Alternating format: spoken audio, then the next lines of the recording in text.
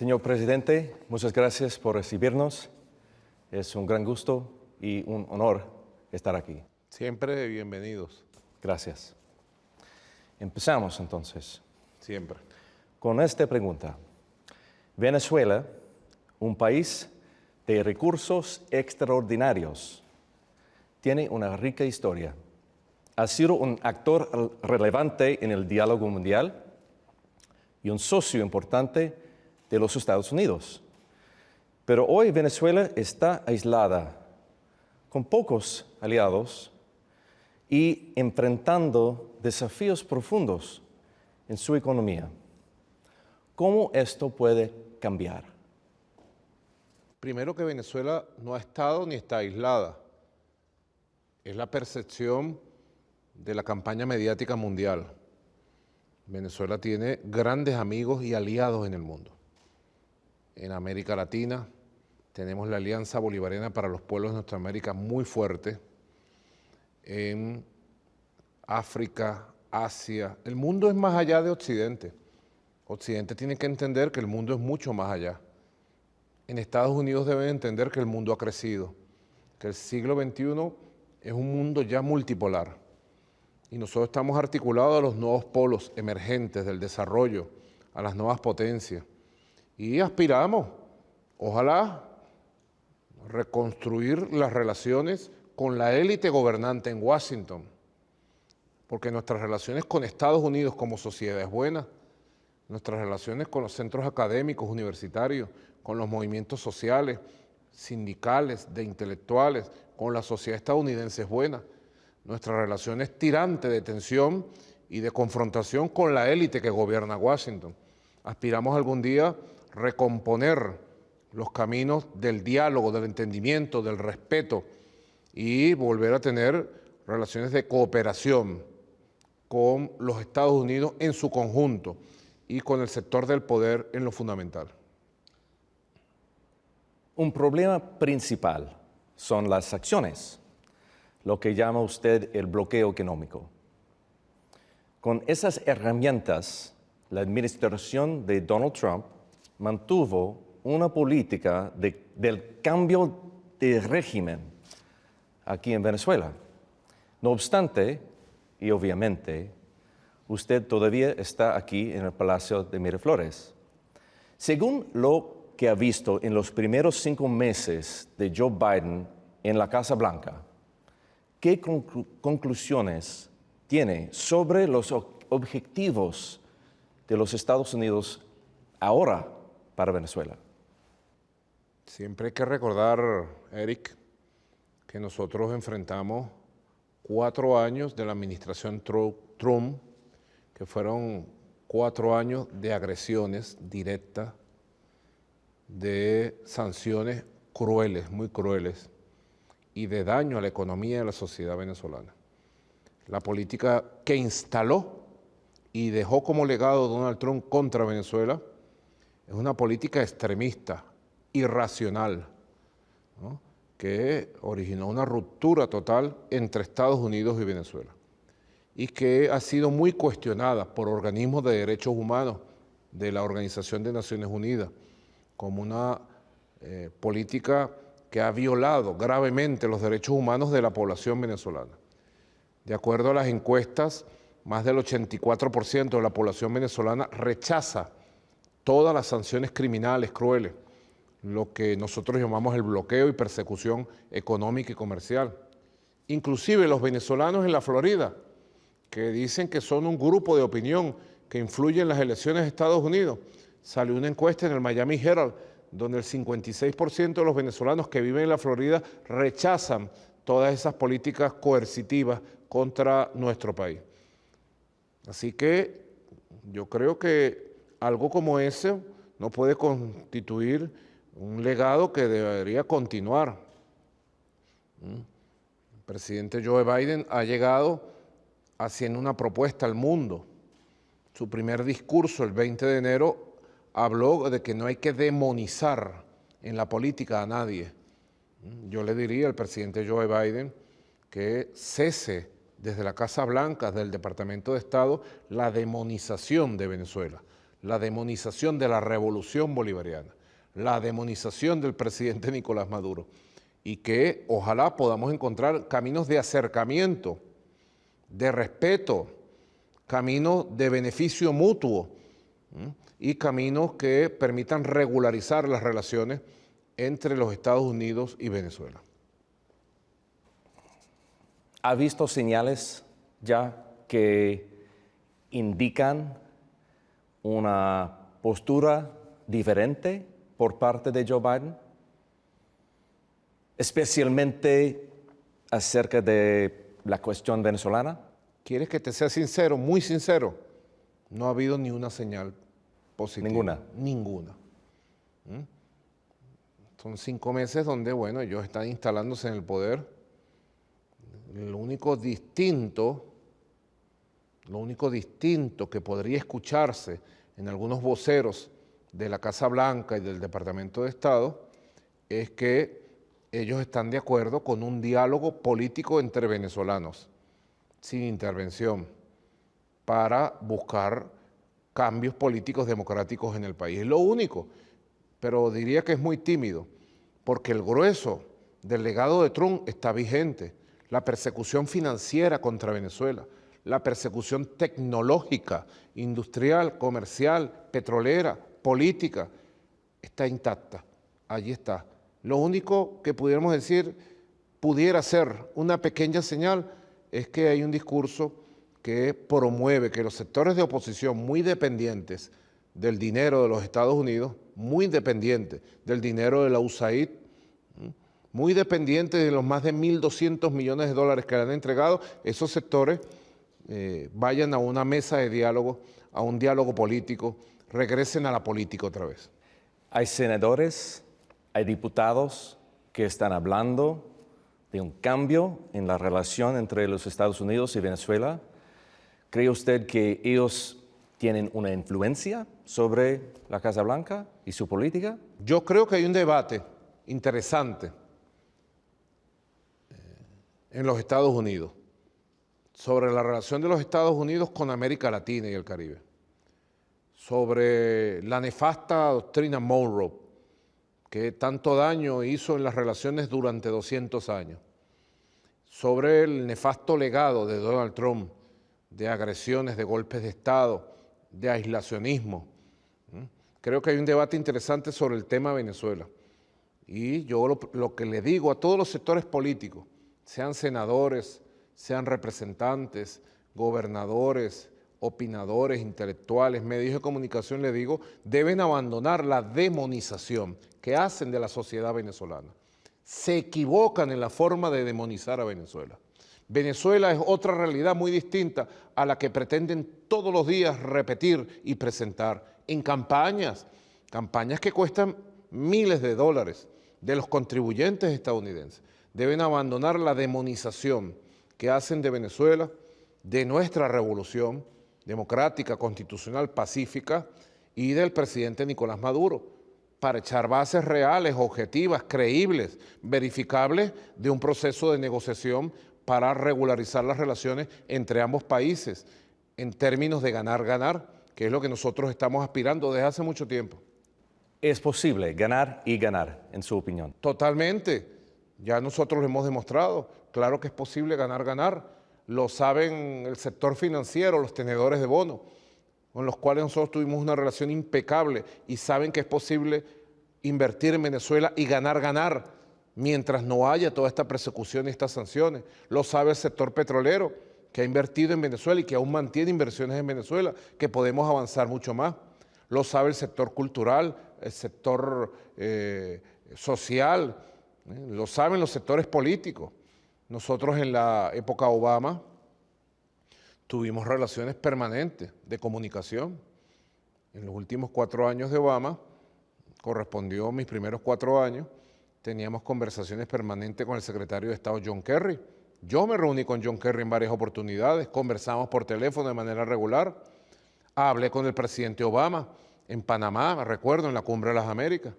El subsecretario Thomas Shannon viajaba a Venezuela regularmente. Así que esas relaciones de comunicación permitían un ganar-ganar en lo político, en lo diplomático. Claro que es posible. Señor presidente, tengo entendido que hubo varios intentos por parte de Venezuela de normalizar relaciones con los Estados Unidos durante los años de Trump, en, por ejemplo, 2027. 17, perdón, 18, 19. Cuénteme, por favor, de esos esfuerzos. Sí, siempre nosotros, desde antes de que Donald Trump se juramentara el 20 de enero del 2017, la hoy vicepresidenta Delcy Rodríguez era canciller de la República y estuvo en Washington. En esos días previos a la toma de posesión, estuvo en la Torre Trump de Washington. Ahí deben estar los registros. Se reunió con mucha gente llegada a Donald Trump y desde entonces mantuvimos comunicaciones por distintas vías. La administración Trump desde el primer día fue un caos. La Casa Blanca, el Departamento de Estado, el método Trump, pues, de desordenar todo e imponerse, de decir algo hoy y mañana decir lo contrario. El método Trump se impuso y nosotros tuvimos siempre comunicación con Donald Trump. Yo estuve a punto de reunirme en septiembre de 2018 personalmente con Donald Trump cuando fui a la Asamblea General de Naciones Unidas en Nueva York. Recibimos la llamada de la Casa Blanca, pero sabemos las presiones de John Bolton y de otros personeros alrededor de Donald Trump para impedir lo que él quería hacer, que era una reunión conmigo. Si nos hubiéramos reunido, otra hubiera sido la historia. ¿Iba a ir? Nos íbamos a reunir en Nueva York. Hubo las coordinaciones telefónicas para hacer la reunión en Nueva York, pero al final las presiones fueron insoportables para él, para Donald Trump, y se canceló ese contacto. Luego en el año 2019 y a finales de su gobierno, 2020, antes de las elecciones, hubo contactos en México. Estuvo el entonces ministro de Comunicación de Venezuela, Jorge Rodríguez, hoy presidente del Parlamento, presidente de la Asamblea Nacional. Jorge Rodríguez tuvo múltiples contactos con delegaciones que venían de la Casa Blanca. Y bueno, quedaron pendientes cosas, pues. Todos ellos afirmaban que si Donald Trump ganaba las elecciones, él iba a cambiar la política sobre Venezuela, que él estaba hastiado, obstinado, cansado de Juan Guaidó, que repudiaba a Juan Guaidó y creía que él había fracasado, que John Bolton y que otros lo habían obligado a esa política y que lo habían hecho fracasar y que lo iban a cambiar. Ese era el mensaje que en privado ellos nos daban siempre. Usted habla de contactos. ¿Contactos con qué objetivo? ¿Abrir un pasillo de comunicación o llegar a un acuerdo?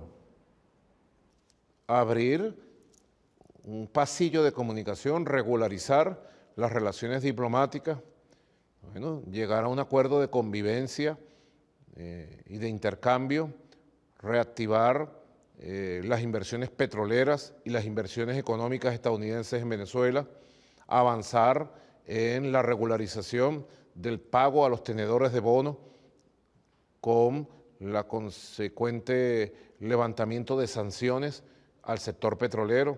Bueno, avanzar en todos los caminos de una agenda común. Ese era el objetivo fundamental. ¿Y en su opinión los esfuerzos fallaron por la influencia de John Bolton? Bueno, era lo que ellos decían en privado. Ellos decían que buena parte de esos esfuerzos fracasaron por la influencia nefasta de John Bolton y de otros personeros, decían. Pero ¿el presidente Trump quería llegar a un acuerdo en ese momento? Era lo que manifestaban sus enviados. Quería cambiar la política. ¿Qué manifestaban? Querían cambiar la política. Consideraban que el cambio de régimen y el tratar de imponer a Juan Guaidó en Venezuela había sido un fracaso y querían voltear la página y empezar una fase nueva que arrancara con negociaciones directas con el gobierno de Venezuela. Eso es lo que ellos manifestaban. Habría que ver, pues, qué hubiera pasado si ganaban las elecciones. Ya eso es otra historia. En las últimas semanas su gobierno ha enviado a los llamados 606, arresto domicilio, le ha dado a la oposición política 2 escaños en el Consejo Nacional Electoral y ha permitido que el Programa Mundial de Alimentos ingrese al país. ¿Por qué dar esos pasos? ¿Con qué propósito? Bueno, primero, cada paso tiene una explicación. Los llamados Sitsigo fueron enviados a sus casas por el tribunal que los juzga. El tribunal que los juzga por graves casos de corrupción y los juzga como ciudadanos venezolanos. Todos son nacidos, criados, estudiados y con residencia en Venezuela. Tienen una segunda ciudadanía, la ciudadanía estadounidense, y cometieron graves hechos de corrupción, detestables hechos de corrupción en Venezuela que están en manos de la justicia. Así que no es una decisión de Maduro, es una decisión de la justicia venezolana, del tribunal que los lleva. Sobre el tema de la composición del nuevo Consejo Nacional Electoral, me pareció que fue una buena negociación política con todos los factores de la oposición, salvo los sectores extremistas. Creo que se eligió en la nueva Asamblea Nacional, en el nuevo Parlamento Nacional, que se instaló el 5 de enero de este año 2021, se eligió un buen Consejo Nacional Electoral, 5 rectores, bueno, que los 5 han arrancado con buen pie a organizar las megaelecciones que hay en Venezuela el 21 de noviembre de este año. Creo que se dio un buen paso. Y sobre el tema del Programa Mundial de Alimentos, lo veníamos ventilando de hace 3, 4 años. Hemos tenido buena relación con David Beasley. ¿Sabes? David Beasley es un estadounidense muy destacado que es el director ejecutivo del Programa Mundial de Alimentos. Ya ellos se instalaron en Venezuela, están trabajando, están muy contentos. Yo le agradezco públicamente a David Beasley todo lo que ha hecho y todo lo que está haciendo por Venezuela. Así que creo que si quisieras darle una interpretación a estos 3 eventos que tú mencionas, pudieras decir es que la vida institucional y social de Venezuela camina en buena dirección. El nuevo gobierno estadounidense insistirá en elecciones libres y justas para levantar las sanciones. ¿Qué medidas está dispuesto a tomar para garantizar que las elecciones en Venezuela cumplen con esos parámetros? En Venezuela debe saberse, ha habido en 20 años 26 elecciones. Elecciones presidenciales, elecciones para el Congreso o Asamblea Nacional, elecciones para gobernadores, para alcaldes, referéndum consultivo para temas de interés nacional, incluyendo 2 referéndums, uno para aprobar la Constitución y otro para tratar de reformarla. Así que son 26 elecciones. De esas 26 elecciones, nosotros hemos ganado 24 elecciones. Siempre ha habido misiones de veeduría internacional, de observación internacional, en algunos casos inclusive de la OEA, que han dicho que el sistema electoral venezolano es uno de los más perfectos del mundo, aquella veeduría. En alguna oportunidad el expresidente de Estados Unidos, Jimmy Carter, conociendo el incipiente mecanismo electoral, digital, automatizado de Venezuela, dijo que no había visto un mecanismo como este en el mundo, que él consideraba que era uno de los más transparentes y perfectos del mundo. Ese mecanismo electoral automatizado, al que se le realizan 16 auditorías antes, durante y después de los comicios, se ha ido perfeccionando, está intacto. Ahora, hay una negociación intensa, diversa, con todas las oposiciones. En Venezuela no hay una sola oposición. En Venezuela la oposición está fragmentada en varios liderazgos, en varios partidos. Y hoy por hoy, a esta hora que estamos hablando, hay intensas negociaciones para ampliar las garantías electorales con vistas a las elecciones, megaelecciones del 21 de noviembre. Eso va bastante bien. Y creo que muy pronto va a haber buenas noticias, nuevas noticias de nuevas garantías para las megaelecciones del 21 de noviembre. Entonces, en las elecciones en noviembre, en su opinión, van a cumplir con unas normas que requiere o que quiere el gobierno estadounidense. No puedo hablar por el gobierno de Estados Unidos. En Bueno, todo caso, sí te digo, Eric, que las garantías electorales para propiciar unas megaelecciones transparentes, confiables, verificables, se van a ampliar. Se van a ampliar todas las garantías en función de la negociación política que se está dando con todos los factores de oposición. De ahí va a haber un buen resultado. Ahora, esperemos a ver qué opina el gobierno de Estados Unidos. Lo que sí yo te puedo decir, Eric, que nosotros no hacemos esto porque lo pide el gobierno de Estados Unidos. Lo hacemos porque es una obligación constitucional, porque es una convicción política que tenemos, y lo hacemos porque el país está en condiciones de negociar para lograr acuerdos. Ok, dejamos los Estados Unidos.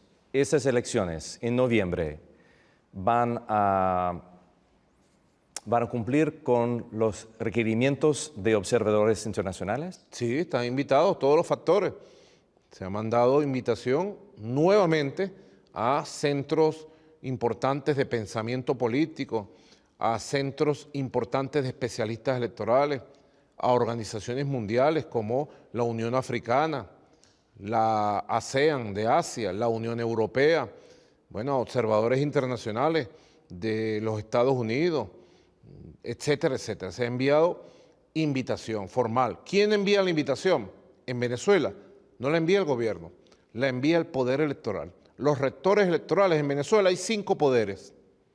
Los 3 poderes clásicos de Montesquieu, el poder legislativo, el poder judicial, el poder ejecutivo, y hay 2 poderes más, el poder ciudadano o moral y el poder electoral. Así que en Venezuela, quien rige los procesos electorales, los organiza y los garantiza es un poder. Ese poder, con la nueva directiva, producto de las negociaciones políticas, ese poder ya ha enviado invitaciones diversas al mundo. Todo el que quiera venir será bienvenido. Aparte de eso, hay otros temas en los que esté dispuesto a ofrecer compromisos como incentivo para que los Estados Unidos relaje las sanciones. Yo creo que las sanciones son inmorales, es lo primero. Son crueles, muy crueles para un país. Y creo que en una mesa de conversación, así sea privada, los Estados Unidos de Norteamérica, la administración Biden, así lo debería aceptar, así lo debería ver. Y las sanciones se transforman, como dice la Organización de Derechos Humanos, la relatora especial que vino sobre el tema de las sanciones a Venezuela, las sanciones se transforman en una gran violación de los derechos humanos de los venezolanos y las venezolanas. Además, no solo es un mecanismo cruel que produce sufrimiento al pueblo, sino es un mecanismo fracasado, porque todas las sanciones de manera extremista e irracional fueron aplicadas por el gobierno de Trump contra Venezuela para un cambio de régimen y no lo lograron, ni lo van a lograr. Así que las sanciones deberían reconocerse como ilegales, irracionales, extremistas, crueles, y deberían levantarse. En su opinión, señor presidente, pero todavía es la política estadounidense y me parece que ellos no van a cambiar esa política sin un cambio de posiciones. Entonces es un juego cerrado, Eric, porque nosotros tenemos nuestros principios, nuestra Constitución, nosotros tenemos derecho a la vida, a la libertad económica, a la libertad comercial. Venezuela y el mundo entero tiene derecho a la libertad comercial. No puede haber un país que por el dominio de la moneda y del sistema bancario le imponga a los demás países del mundo qué debe pasar en su país a nivel político, quién debe gobernar o quién no debe gobernar. Si eso se instaurara, Eric, sencillamente sería el fin del sistema de Naciones Unidas, el fin del derecho internacional. No, Estados Unidos debe reconocer que existe un derecho internacional, que existe un mundo multipolar, que existe otro mundo. Y además deben reconocer más temprano que tarde que lo que están haciendo con Venezuela es una brutalidad, solo comparada con la guerra de Vietnam y la masacre que cometieron contra el pueblo de Vietnam. Están cometiendo una masacre económica.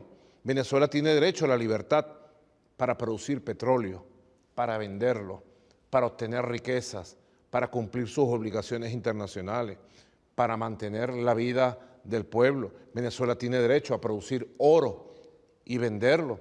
¿Por qué no vamos a tener derecho a eso? ¿Por qué se nos va a quitar el derecho a la libertad económica?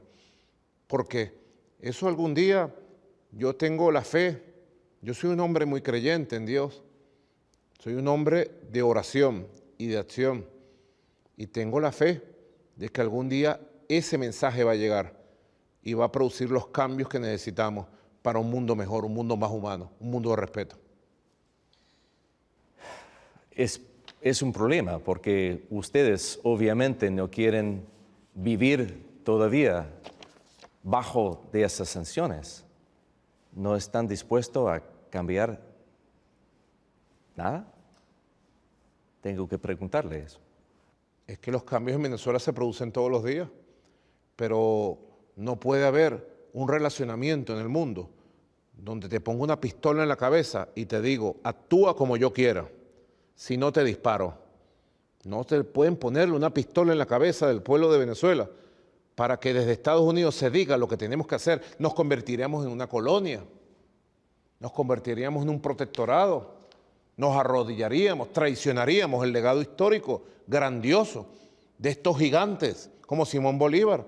Ningún país del mundo, ningún país, y menos Venezuela, está dispuesto a arrodillarse y a traicionar su legado. Usted sabe bien lo que estoy buscando. Estoy buscando una ventana de posibilidad.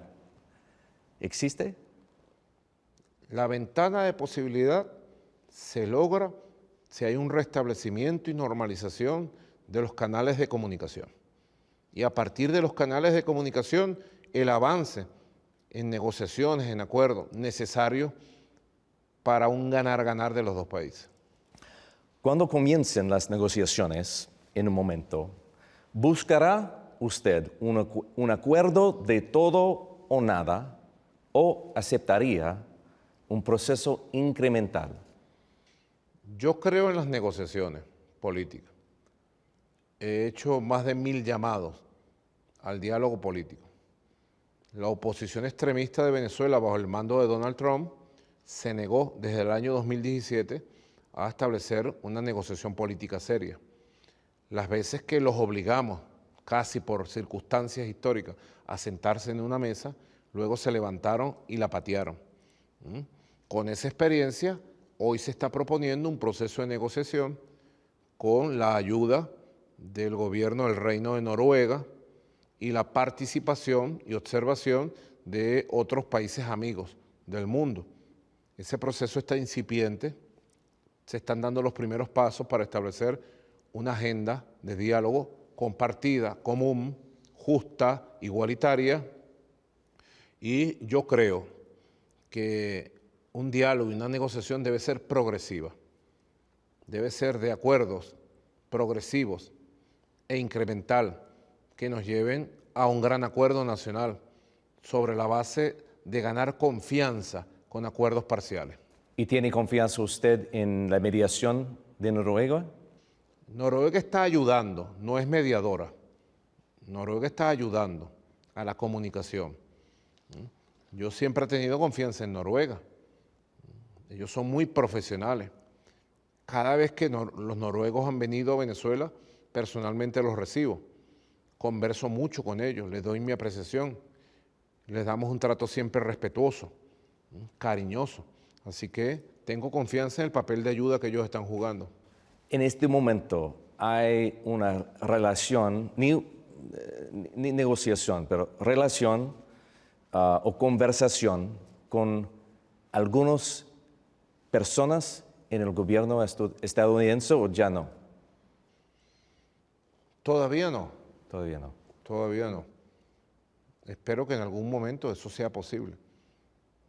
Lamentablemente, en los Estados Unidos, la política electoral es sometida a un chantaje permanente del voto en la Florida. Y hay todo un montaje sobre los medios de comunicación de la Florida para chantajear sobre el tema Cuba, el tema Nicaragua, el tema Venezuela, y a veces incrementa las dificultades, el ruido, para que se pueda actuar con libertad en los Estados Unidos. Prácticamente, cada gobierno que llega en los Estados Unidos de hace 60 años está secuestrado en su voluntad política por el chantaje de la Florida. Bueno, esperemos, ahorita hay en el año 2022 unas elecciones de medio término, esperemos, para ver cómo influye esas elecciones de medio término en la voluntad política del gobierno de Estados Unidos para nuestro país. Una gran parte del mundo tiene una imagen de Venezuela, un país sufriendo una crisis humanitaria. Además, tan peligroso como Afganistán, es esencialmente corrupta, perdiendo control de sus fronteras, con un gobierno autoritario que encarcela a sus oponentes políticos y viola los derechos humanos. Es la imagen.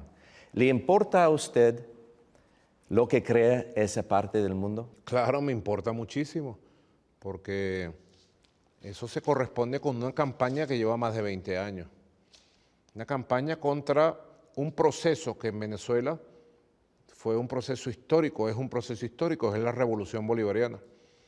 A los poderosos del mundo, a las élites poderosas de los Estados Unidos y a las oligarquías corruptas de América Latina, no les conviene un proceso que se consolide y sea alternativa al capitalismo y al neoliberalismo, que ha plagado a la América, como dijo el Libertador hace 200 años, de miseria, de opresión. América Latina ha buscado su propio camino y eso debe respetarse.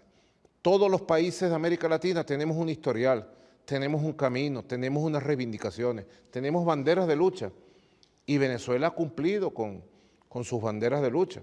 Ahora, hay una Venezuela virtual, de campaña permanente, hay una Venezuela mediática que repiten todos los días, es impresionante, impresionante. ¿Cuánto dinero se invierte para campañas contra Venezuela en todos los países del mundo? En Estados Unidos, en México, en Argentina, en Colombia, en España.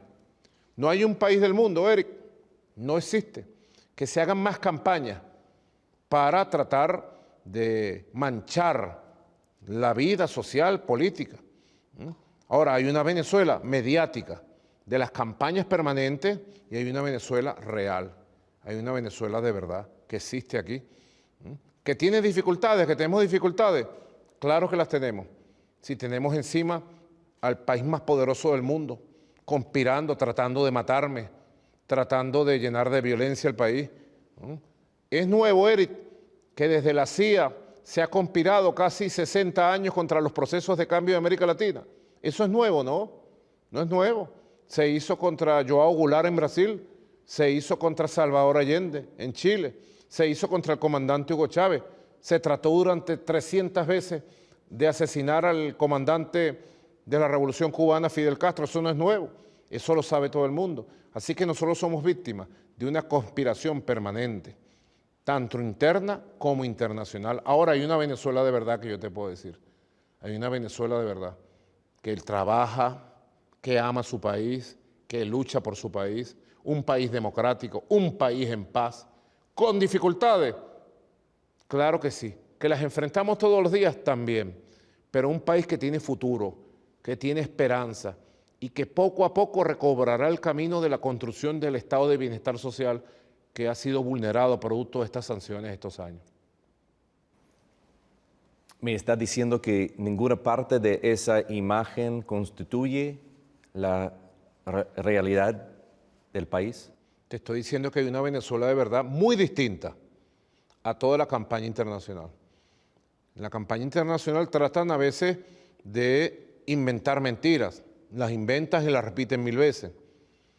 Otras veces tratan de magnificar problemas que tiene el país y lo magnifican y convierten en un foco. un foco, por ejemplo, un problema con un grupo narcotraficante colombiano en un sector de la frontera, viene y dicen Venezuela perdió el control de su frontera. Entonces lo magnifican y lo repiten 1.000.000 de veces. Y lo saca el New York Times, lo saca el País de España, lo saca la revista Semana de Bogotá y lo repiten 1000 veces. Váyanse a la frontera. Nosotros tenemos una frontera grandísima con Colombia. Hemos sido víctimas durante 60 años de la guerra colombiana, del narcotráfico colombiano, de los contrabandistas. Pero ahí hay una frontera bajo control del Estado. Ah, ¿en combate? Claro que sí, en combate permanente. Nosotros hemos garantizado, Eric, en toda nuestra frontera, declarar a nuestra frontera libre de cultivo de droga, libre de producción de droga. Fíjense ustedes, del lado venezolano, cuando en unos kilómetros apenas del lado colombiano, es el reino de cultivo de la droga, el reino de la producción de droga, el reino del contrabando. Así que bueno, la campaña que se hace sobre Venezuela trata de magnificar problemas, de inventar problemas y de tratar de permanentemente, es lo que te digo, Eric, como ningún país del mundo, magnificar y manchar con esa magnificación la situación de un país que tiene sus dificultades, pero también tiene su espíritu, su coraje, su fuerza, y que estamos en la búsqueda del futuro con mucha precisión. Estamos hablando de la frontera con Colombia. En su opinión, esos problemas representan una amenaza a la soberanía de Venezuela? Siempre han representado una amenaza a la soberanía, forman parte del proyecto para llenar de violencia todas las poblaciones de la frontera. Fíjate tú lo que se intentó aquel 23 de marzo del año 2019, bueno, casi con la presencia del presidente de Colombia, Iván Duque, una invasión sobre Venezuela con las puentes, a través de los puentes internacionales. Eso ha sido una política permanente, tratar de violar y de llenar de violencia toda la frontera. Ahora, eso ha llenado a nuestro país de una gran conciencia sobre la necesidad de proteger nuestra frontera, de ejercer soberanía permanente. Hay que ver, miren, el 80% de la cocaína que llega a los Estados Unidos, ¿de dónde viene, Eric? De Colombia. Eso ha bajado en los últimos años o décadas, no, eso lo que hace es aumentar, todos los años aumenta las hectáreas de producción de hoja de coca, las toneladas de producción y exportación hacia Estados Unidos de cocaína. Si Estados Unidos, con ese poder militar policial que tiene, es vulnerado en su soberanía con la exportación de cocaína desde Colombia, imagínate tú la amenaza que nosotros enfrentamos todos los días, teniendo más de 1.200 kilómetros de frontera directa territorial con Colombia. Imagínate tú, saca la cuenta nada más. ¿Cuál es su próximo paso en ese conflicto? Bueno, nuestro paso es permanente la vigilancia militar policial en el territorio fronterizo. Nosotros tenemos... No están pensando en un cambio de la estrategia. ¿Con quién? Bueno, con los actores, principalmente los colombianos, los guerrillas, otros. Bueno, nosotros hemos sido muy claros y le hemos enviado un mensaje directo a todos los grupos armados irregulares, sea quien sea, deben abandonar el territorio venezolano. Son más de 1.200 kilómetros de frontera. Hemos enviado un mensaje y nosotros permanentemente estamos en operaciones militares, se llaman operaciones escudo bolivariano, hacemos grandes despliegues militares, policiales, para estar vigilando la frontera constantemente. Lo ideal sería que el presidente de Colombia y el gobierno de Colombia se comunicara con nosotros, tuviéramos relaciones por ser países hermanos, fronterizos, con una frontera tan grande, y poder coordinar la vigilancia de la frontera. Porque la frontera de Colombia está totalmente huérfana, totalmente abandonada. hecho aceptado así por todos los colombianos. Ellos abandonaron hace 60 años la frontera con Venezuela. Lo ideal sería una comunicación seria, profesional, respetuosa, pero lamentablemente en Colombia manda un trumpito, manda un heredero de Donald Trump, Iván Duque, un extremista de derecha, que de paso hizo campaña electoral a favor de Donald Trump, en contra de Joe Biden. Y él es un hombre, bueno, irracional, lleno de odio contra Venezuela, que ha roto todos los canales de comunicación y que no permite coordinar hechos tan graves como la situación de seguridad en la frontera. Así que nosotros seguiremos actuando de esta manera y espero y aspiro que algún día en Colombia llegue un nuevo gobierno que ponga los pies sobre la tierra, con cabeza fría, sea capaz de entenderse otra vez con quienes gobernamos en Venezuela. Señor presidente, se nota aquí en Venezuela un cambio económico, una apertura. Por favor, descríbeme lo que está tratando de lograr con políticas como la eliminación de muchos controles de precios, la liberalización del mercado cambiario, la facilitación de importaciones, la reducción de subsidios y la incentivación, al sector privado. Mira, yo creo que nosotros hemos tenido que reaccionar con una amplia visión a las agresiones económicas. Siempre te digo, Eric, y te repetiré,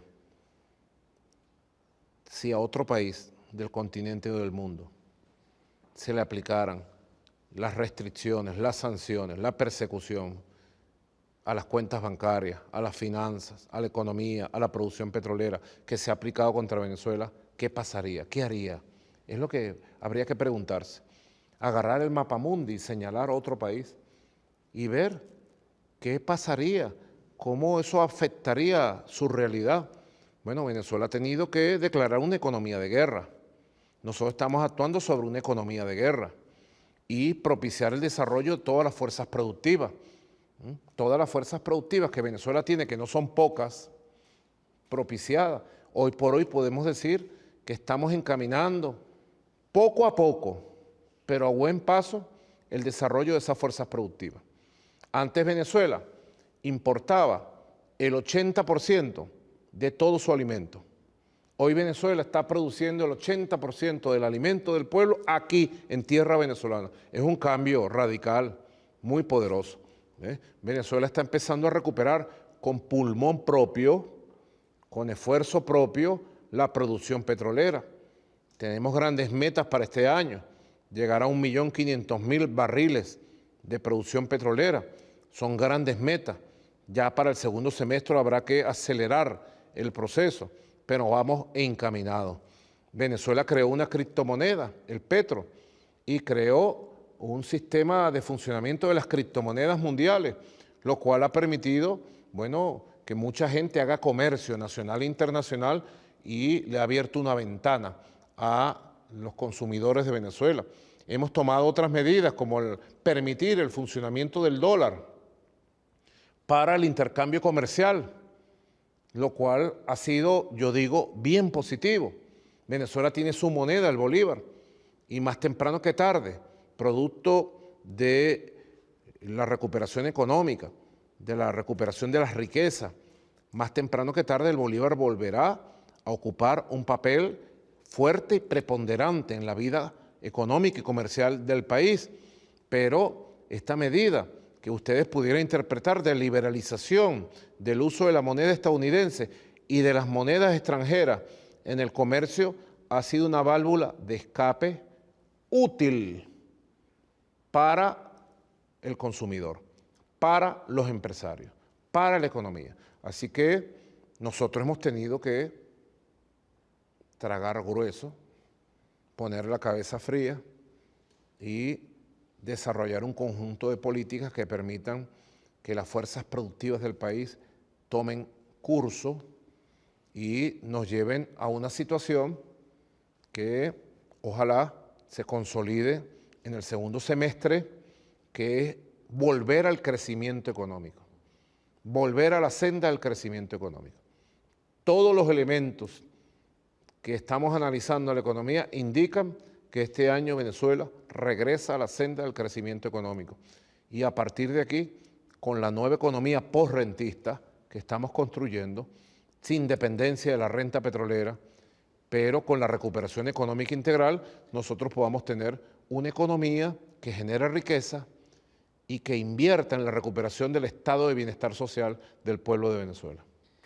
Entonces, tendría que entender yo que esas políticas, esas reformas, existen solamente por la existencia de las sanciones y no existirían sin el bloqueo económico. La economía es una realidad.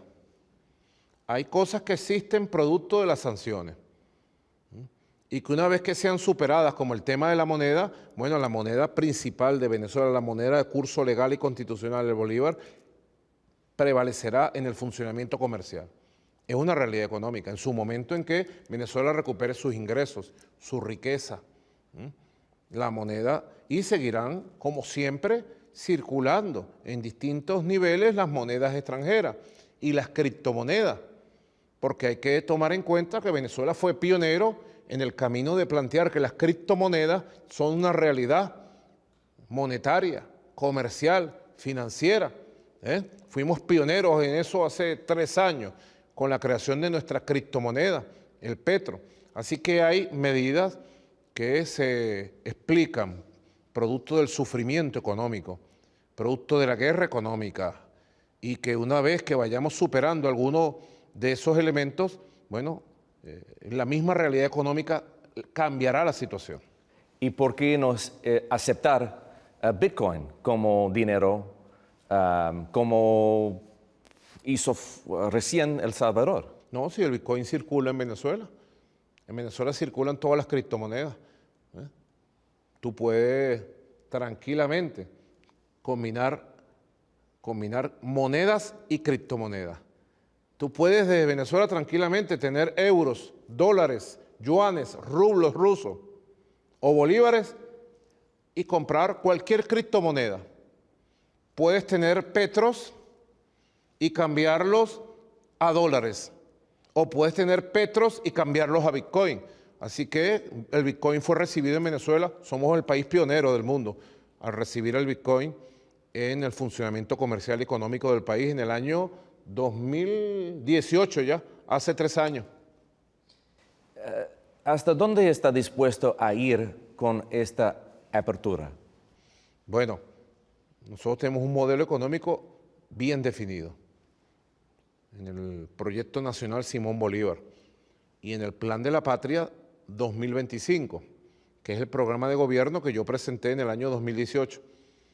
Ahí tenemos un modelo para el desarrollo integral de las fuerzas productivas del país, que implica también el funcionamiento de toda la inversión privada.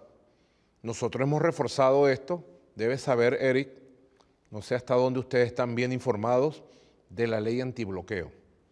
El año pasado aprobamos una ley que favorece la presencia de inversionistas internacionales de todos los países del mundo en todos los sectores de la economía venezolana. La ley antibloqueo es una ley liberadora y es una ley garantista que le da, valga la redundancia, garantías a los inversionistas para entrar a fondo en la inversión y el crecimiento económico de Venezuela. Sobre ese tema, bueno, tú sabes que es poco lo que yo puedo informar por razones de seguridad de Estado. Si yo te dijera ahorita que tenemos 300 inversionistas que en su portafolio de inversiones traen más de 25.000 millones de dólares y te dijeran quiénes son, dónde están, cómo son, el día de mañana la OFAC los perseguiría, los llamaría, los amenazaría o los sancionaría. Lo que sí te puedo decir es que la ley antibloqueo ya demostró en términos prácticos su utilidad. y además señala claramente un camino para el desarrollo de la economía y la generación de riqueza, que es lo más importante en toda esta etapa. Hasta ahora, muchas de las reformas son provisionales o informales. Si una parte importante del objetivo es atraer capital a la economía venezolana, ¿por qué no hacerles ley para crear la certeza que buscan los inversionistas? Claro, Eric, fíjate. Tu pregunta parte del hecho de como que en Venezuela no hubiera garantías para la inversión extranjera. En Venezuela, desde la Constitución hasta todas las leyes de carácter económico, dan plenas garantías para atraer inversión, para cuidar la inversión. Dan plenas garantías desde antes de las sanciones y desde antes de la situación actual. No, perdóname, estoy hablando de reformas como en el mercado cambiario o reformas con el control de precios. Forman parte importante del motor económico del país y en total es el ambiente económico. Y por eso quiero saber si en un momento van a ser formales y permanentes. El mensaje más claro que yo te puedo decir es la aprobación de la ley antibloqueo en Venezuela. Si un inversionista quiere saber lo que Venezuela ha establecido para garantizar el camino de las inversiones internacionales, léase, estudie y asuma la ley antibloqueo. Es una de las leyes más garantistas que hay para abrir los caminos de la inversión, para el desarrollo de las fuerzas productivas del país, para la generación de riqueza en el marco del Estado social, de justicia y de derecho que establece nuestra Constitución.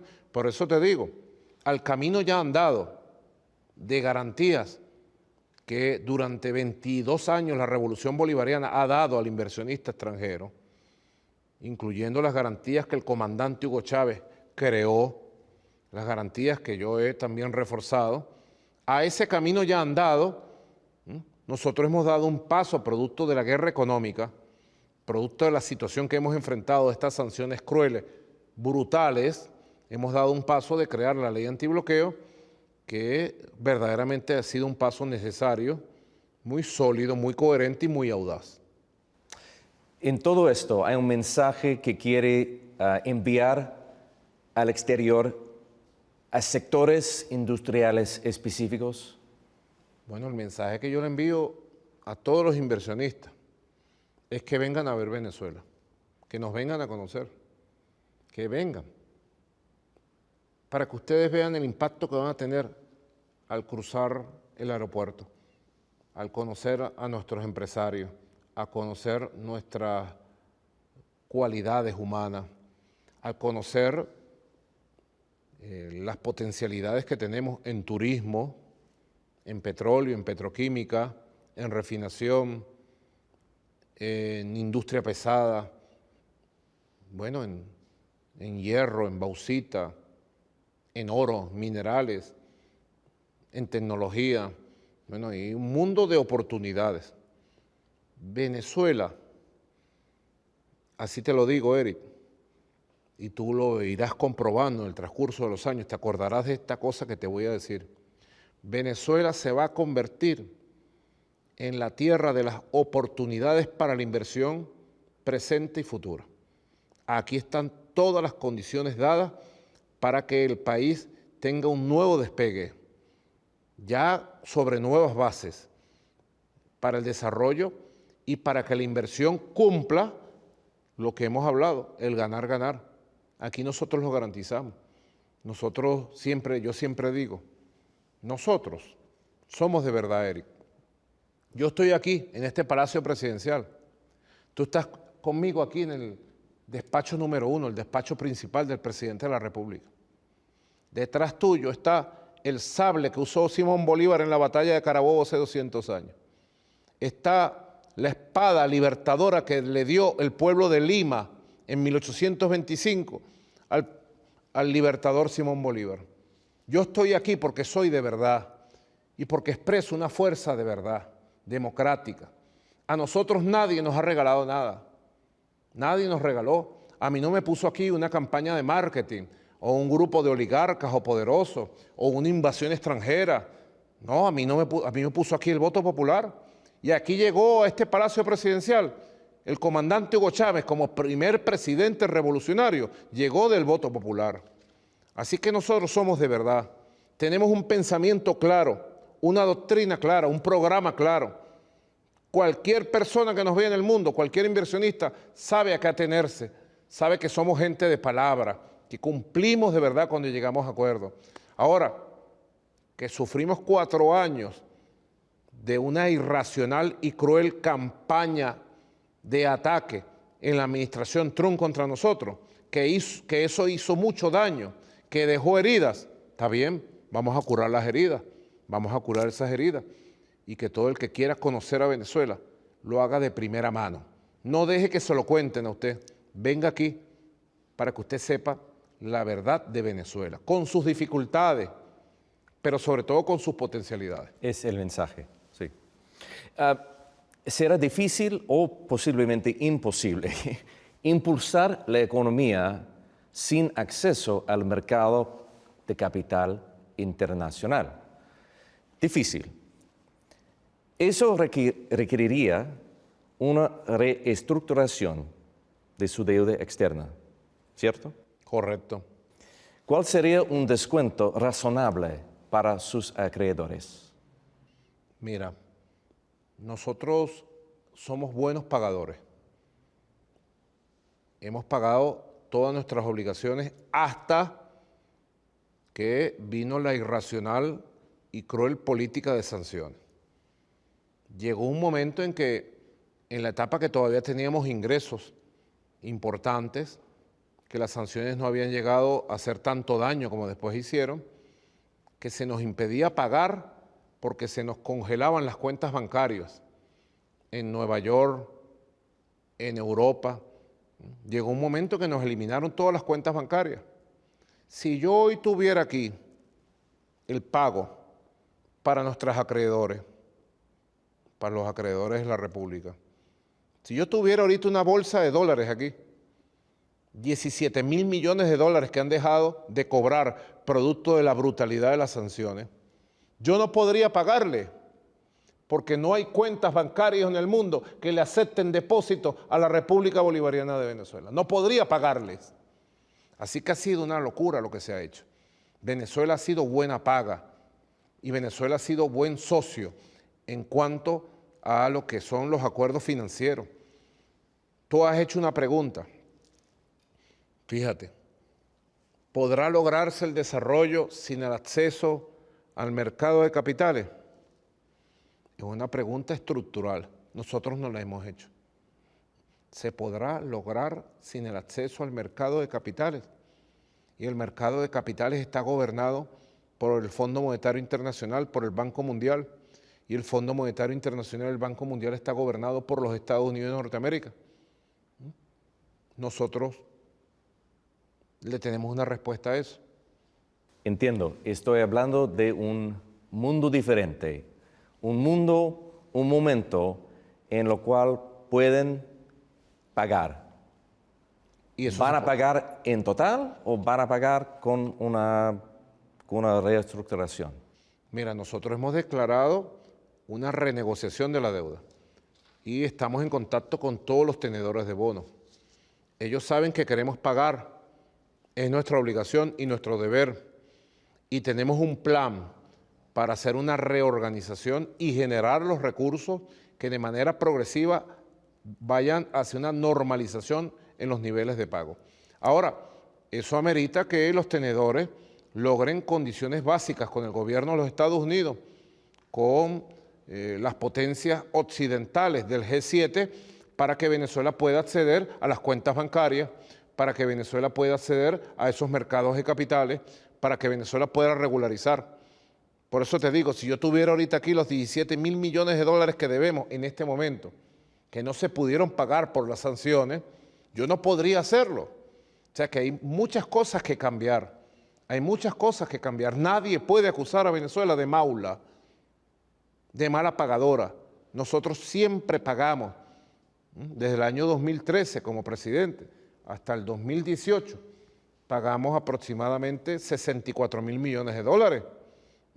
Ahora Venezuela tiene que producirlos, porque si Venezuela no puede producir petróleo y venderlo, no puede producir y vender su oro, no puede producir su bauxita y venderla, no puede producir el hierro, etcétera, etcétera, y en el mercado internacional no puede conseguir realizar su dinero, ¿de dónde va a sacar para pagarle a los tenedores que tienen la deuda venezolana? Así que este mundo hay que cambiarlo, estas situaciones hay que cambiarlas y hay que lograr una situación donde nosotros podamos regularizar esa relación. Yo estoy dispuesto a regularizarla, tengo el plan. Nuestra vicepresidenta ejecutiva, ministra de Finanzas, les ha presentado el plan a los tenedores. Ellos saben que estamos dispuestos, ellos saben que nuestro plan es viable, y además es muy audaz, es muy inteligente, y que la ingeniería financiera que estamos proponiendo construir tiene viabilidad. Así que bueno, demos los pasos que hay que dar para regularizar esa relación. Señor presidente, entiendo que están pensando en o preparando un programa de privatización en varios sectores y quiero saber en qué sectores están enfocados. No, eso no existe. No existe. No, una cosa es la privatización y eso no está en nuestros planes. Y otra cosa es la asociación en inversiones de ganar-ganar para el empuje, el desarrollo de fuerzas productivas en sectores económicos del país.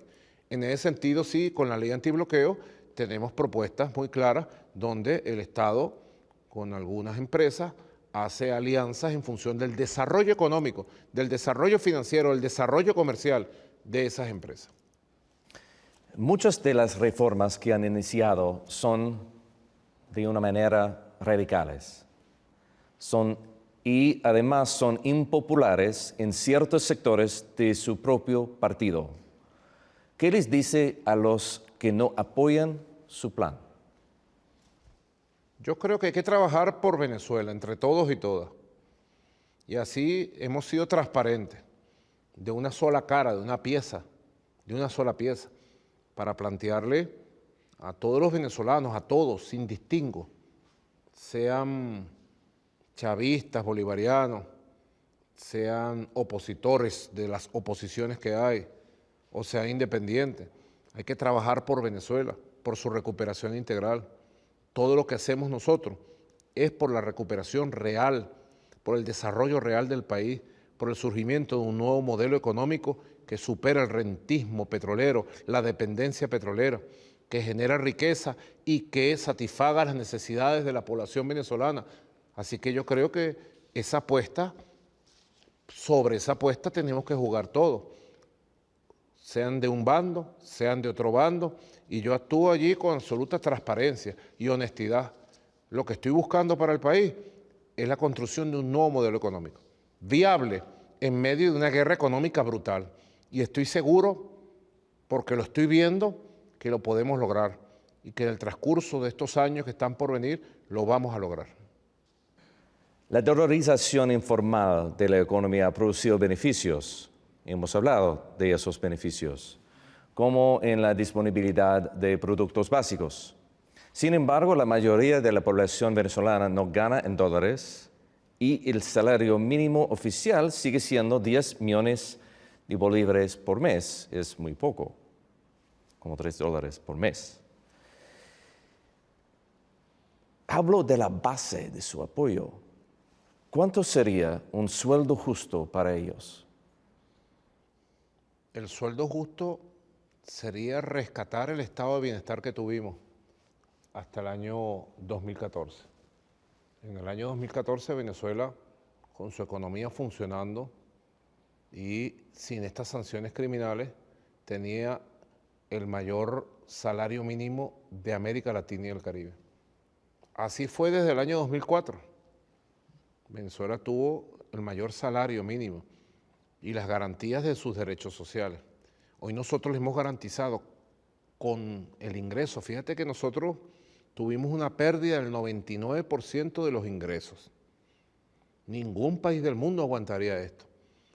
y con apenas el 1% de los ingresos en comparación con 2014, nosotros hemos mantenido y hemos garantizado a nuestro pueblo su derecho a la vivienda, a la construcción de vivienda. Tenemos el récord mundial per cápita de construcción y entrega de vivienda social. Hemos garantizado la educación pública gratuita y de calidad. Hemos garantizado la salud pública y en la pandemia hemos garantizado la atención a nuestro pueblo. Y bueno, la situación frente a la pandemia hemos podido manejarla. Hemos garantizado todavía importante la generación de empleo. Ahora, donde estamos más golpeados, Eric, el golpe más grande que ha recibido nuestro pueblo es en sus ingresos. Y nosotros, bueno, tenemos políticas que permiten mejorar los ingresos a través de la tecnología, el carnet de la patria. Tenemos políticas para garantizar el alimento a través de programas alimentarios llamados los CLAP, y tenemos políticas para garantizar los derechos sociales al pueblo. Con la recuperación económica, con la recuperación del crecimiento económico y con la recuperación de los ingresos vamos a recuperar el estado de bienestar que tuvimos, que construimos, y vamos a recuperar los ingresos. Eso es como una obsesión que yo tengo aquí y lo vamos a lograr. ¿Por qué no dolarizar toda la economía?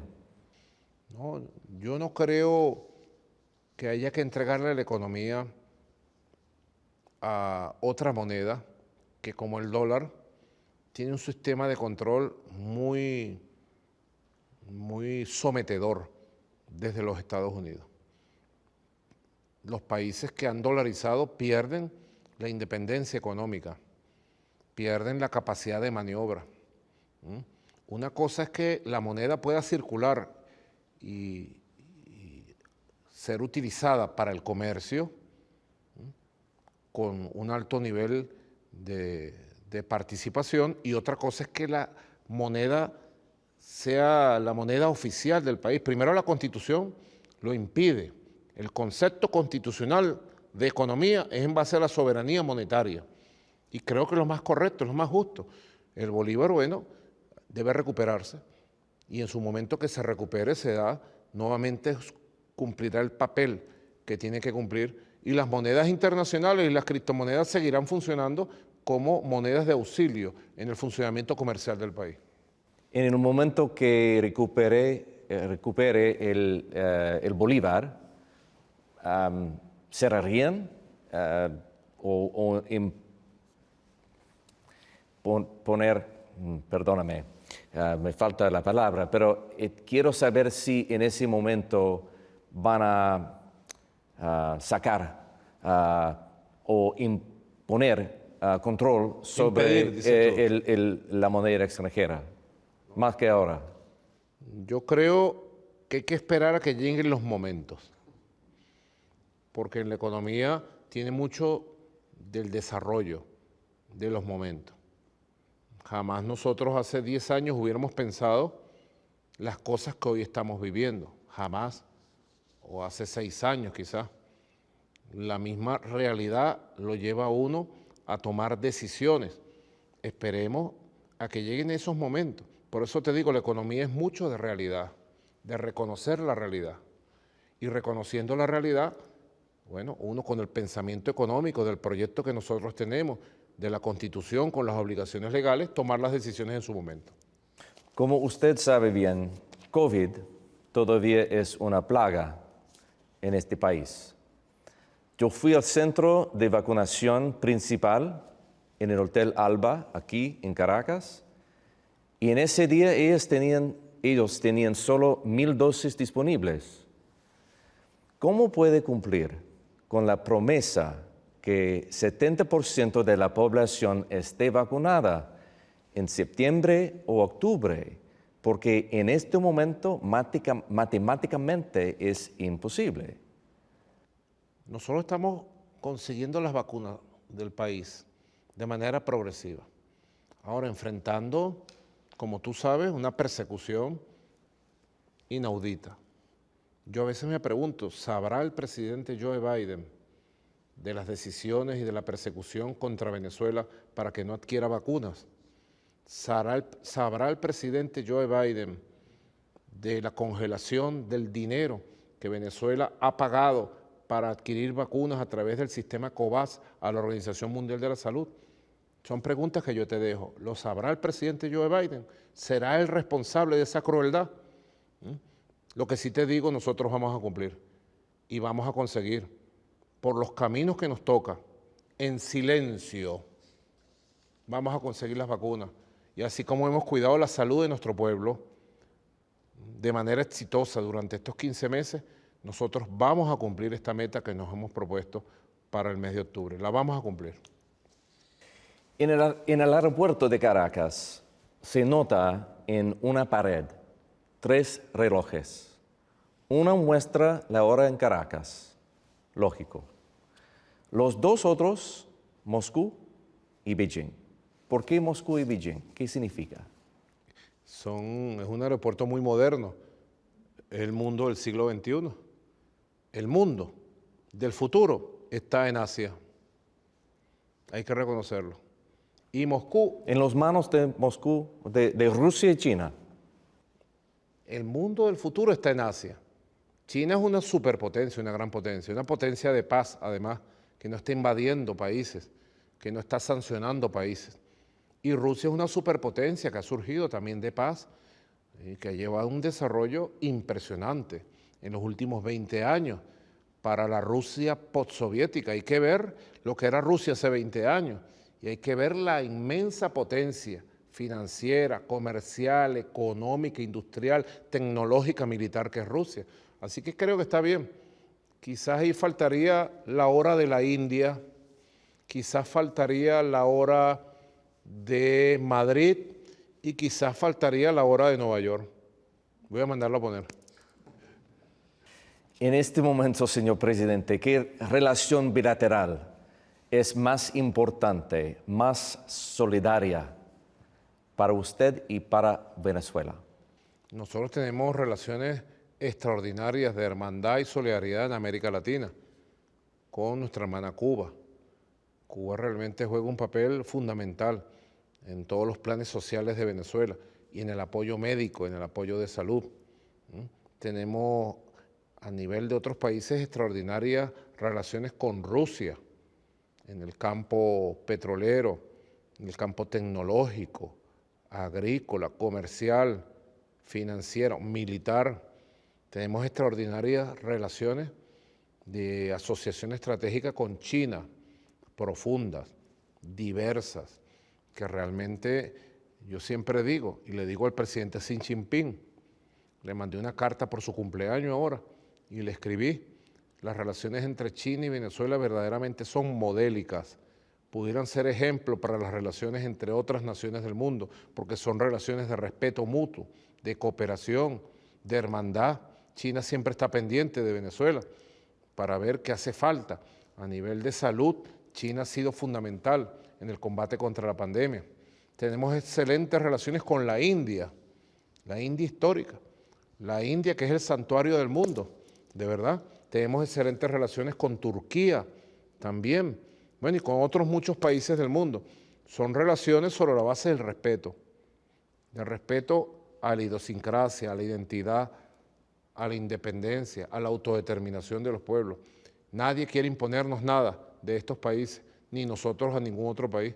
Ese es el tipo de relación que hay que construir. Algún día, Eric, tu país, Estados Unidos, tus gobiernos y nuestro país, Venezuela, tendremos relaciones de ese tipo. Algún día eso llegará. Bueno, si llega a normalizar y revitalizar la relación con los Estados Unidos entre Venezuela y los Estados Unidos, ¿qué sucede con las relaciones con Irán o con Rusia, con China? Porque de una manera no son bien compatibles. Yo creo que ese mundo de la Guerra Fría debe quedar atrás, muy atrás. Yo no estoy de acuerdo con estar creando bloques y enfrentar bloques en el mundo. Yo creo en que los pueblos del mundo debemos cooperar libremente. Nosotros podemos tener extraordinarias relaciones con un pueblo de la majestad y el patrimonio histórico como el pueblo persa, el pueblo iraní. excelente. Es un pueblo de paz, un pueblo con una cultura admirable. Podemos tener excelentes relaciones con el milenario pueblo de China, con el pueblo de Rusia, de la India, de Turquía, de Sudáfrica, de España, y tener excelentes relaciones con el pueblo de Estados Unidos y con su gobierno. No puede ser que desde Estados Unidos se nos quiera a los países del mundo, a los países independientes, obligar a, para tener buenas relaciones con Estados Unidos, ser enemigos de China, ser enemigos de Rusia, ser enemigos de Irán. Ese mundo de Hollywood, ese mundo de cómics, ese mundo de la Guerra Fría debe cesar, debe quedar en el pasado. Debe venir un mundo de respeto, de diálogo intercultural, de diálogo de civilizaciones, de diálogo político, de diálogo de religiones, otro mundo. ¿Hasta cuándo nos van a llevar a un mundo de Guerra Fría? Ya eso debe pasar. Eso que pasó ahora en el G7, que aprobaron un comunicado contra China, es realmente condenable, es detestable. No puede ser que se reúnan el G7, 7 países poderosos occidentes, a atacar a China, a decir que Rusia es una amenaza. ¿A dónde nos quieren llevar? Así empiezan las guerras, así empiezan, viendo amenazas donde no existen. Yo, si algo puedo decirte a ti, Eric, es que la doctrina nuestra, la doctrina del libertador Simón Bolívar, en el campo de la diplomacia es una doctrina de la construcción de un mundo multipolar, de un equilibrio del universo y de respeto, sobre todo en el siglo XXI. Nadie puede aspirar en el siglo XXI a que una sola nación sea la dueña y gobernante en el mundo. Esa idea de hegemonismo, esa idea imperial, eso se acabó. Y tú sabes quién sabe esto, más que yo, mucho más que yo. ¿Tú sabes quién lo sabe? ¿Quién? El pueblo de los Estados Unidos. Esa juventud estadounidense que se volcó a votar contra Trump y por Joe Biden, esa juventud que se volcó a las calles luego del asesinato de George Floyd, esos quieren un mundo de paz. Esa juventud no quiere ir a más guerras inútiles por petróleo.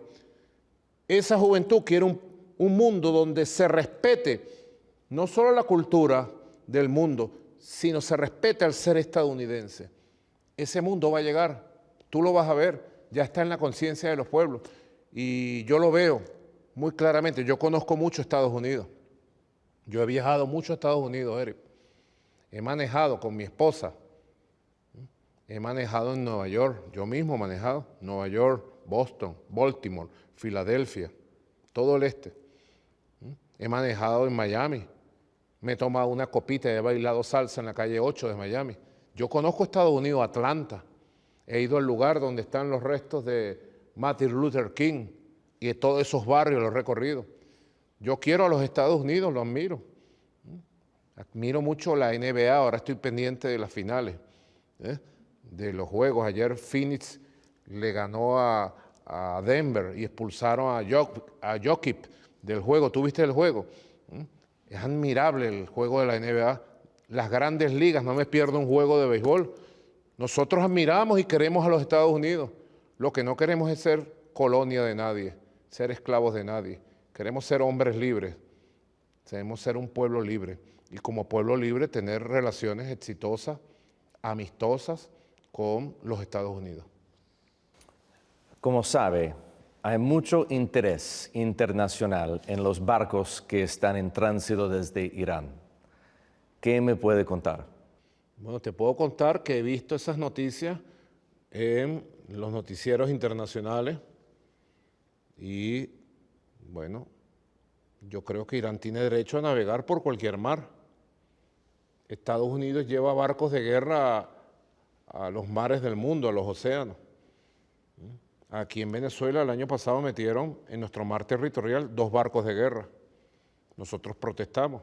Así que si Estados Unidos tiene derecho a navegar todos los mares internacionales, Irán también tiene derecho a eso. Todos los países del mundo que lo puedan hacer tienen derecho, en base al derecho internacional, navegar cualquier mar.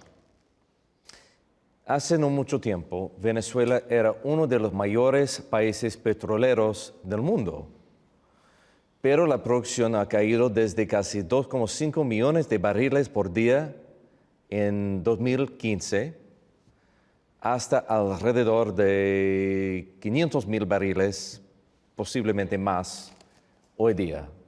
¿Qué el nivel puede recuperar? Venezuela puede llegar hasta 5 millones de barriles de producción. Tenemos la infraestructura. Lo que hace falta es la inversión. A nosotros se nos ha perseguido, no se nos presta $1 en ningún banco para invertir en petróleo. No se le presta a ninguna empresa privada venezolana dinero para invertir en petróleo. Así que eso es una inversión cuantiosa. Y además se nos impuso un bloqueo absoluto a la venta del petróleo venezolano. Nosotros duramos 14 meses sin poder vender una gota de petróleo, Eric. 14 meses.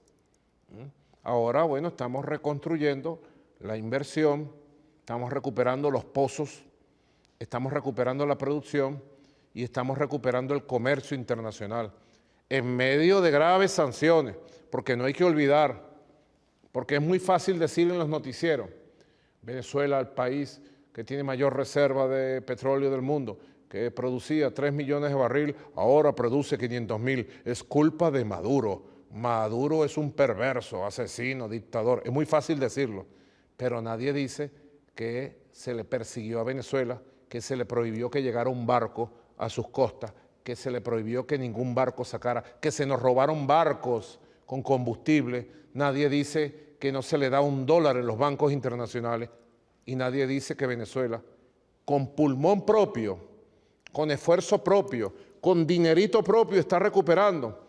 Y venimos de producir casi 0 barril y ya vamos por 500,000. Y con esfuerzo propio y heroísmo de los trabajadores de la industria petrolera, vamos a recuperarnos. Me cuenta que el problema es la falta de inversión. En lo fundamental. ¿Cuánto costaría llegar al nivel de 5,000 millones de barriles por día? Es un cálculo que hay que hacer. No te voy a engañar. Miles de millones. Hay quienes dicen que superaría los 30,000 millones de dólares. Porque bueno, también Venezuela tiene una infraestructura que es rápida de recuperar. Una infraestructura que es lo que estamos haciendo ahora. Estamos recuperando una infraestructura que estaba allí y que con alguna inversión básica, como digo yo, haciendo mucho con poco, hemos logrado que empiece otra vez la producción. Venezuela tiene la mayor reserva mundial de petróleo y eso es lo que miran los intereses aquí. La guerra por petróleo que hicieron en Irak con armas y con tropas, la guerra por petróleo que hicieron en Libia, la están haciendo en Venezuela, pero es guerra política, comercial, diplomática, con sanciones, es otro tipo de guerra para tratar de controlar nuestra riqueza. Aquí, en el mero centro de América, apenas a 3 horas de la Florida. Así que Venezuela se está recuperando y con mucho esfuerzo, heroico esfuerzo, con mucha inteligencia, con mucha sabiduría y con la ley de antibloqueo en la mano, estamos garantizando las inversiones. Yo le hago un llamado, te aprovecho, Señor a los presidente, inversionistas petroleros de Estados Unidos a que se apresuren y a que vengan con plenas garantías a invertir y producir petróleo en Venezuela. mi pregunta final. ¿Qué piensa de su futuro político? ¿Va a ser candidato, en las elecciones en 2024? A mí lo que más me importa es el futuro de la democracia y la paz de Venezuela, la estabilidad del país. El futuro del desarrollo económico, de la recuperación, de la independencia de Venezuela. Independencia con paz, paz con justicia social. Eso es lo más importante. Mi destino, mi futuro, de verdad, no es lo más importante. Lo más importante es un país y hacia allá va dirigido nuestro esfuerzo. Eric, Muchísimas gracias te agradezco, por la de verdad. oportunidad.